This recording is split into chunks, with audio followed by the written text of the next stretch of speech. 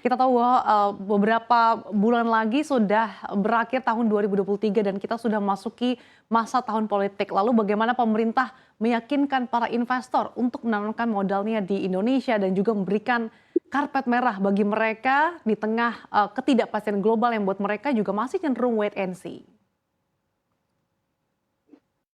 Jadi memang ini adalah sebuah kondisi yang sekali lagi tidak mudah. Ada kondisi eksternal, ketidakpastian global, tetapi juga ada kondisi internal. Sebagai bagian dari rutinitas demokrasi, suksesi kepemimpinan di Indonesia, baik itu di level legislatif dan juga eksekutif yang dilakukan serentak, ini adalah pengalaman baru bagi Indonesia dan bagi investor biasanya memang memilih sebuah sikap wait and see. Tetapi pemerintah meyakinkan, Menteri Investasi meyakinkan bahwa jangan ragu dengan Indonesia. Indonesia sudah terbukti dari pemilu ke pemilu dan Indonesia adalah salah satu demokrasi muda yang ajak.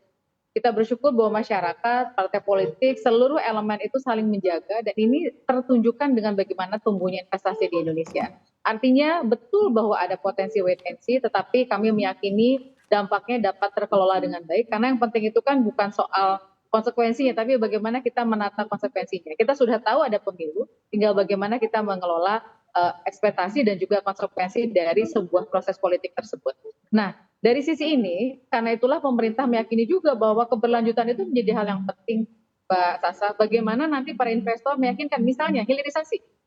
Kalau Indonesia sudah punya peta jalan hingga tahun 2040 untuk menuju Indonesia emas tentang hilirisasi, maka siapapun pemimpin ke depan tentu memiliki asa yang sama, memiliki mimpi yang sama bahwa hilirisasi ini bukan legacy A, B, C seseorang, dua orang, bukan. Tetapi ini adalah sebuah langkah bersama pemerintah. Jika dalam pelaksanaan ini misalnya ada catatan, untuk kemudian kita meningkatkan lebih baik lagi, maka itu adalah sebuah keniscayaan juga.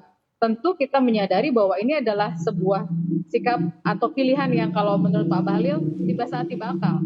Kita meyakini bahwa ini harus dilakukan karena kita sudah tertinggal dalam komoditas lain. Kayu kita tertinggal, kelapa sawit kita tertinggal, minyak bumi pada masanya. Sehingga ini adalah pilihan yang harus kita lakukan. Dan kita meyakini juga bahwa semua calon pemimpin bangsa ke depan melihat ini bukan sebagai kepentingan 1, 2, 3 tahun, tapi sebuah kepentingan jangka panjang bagi Indonesia ke depan.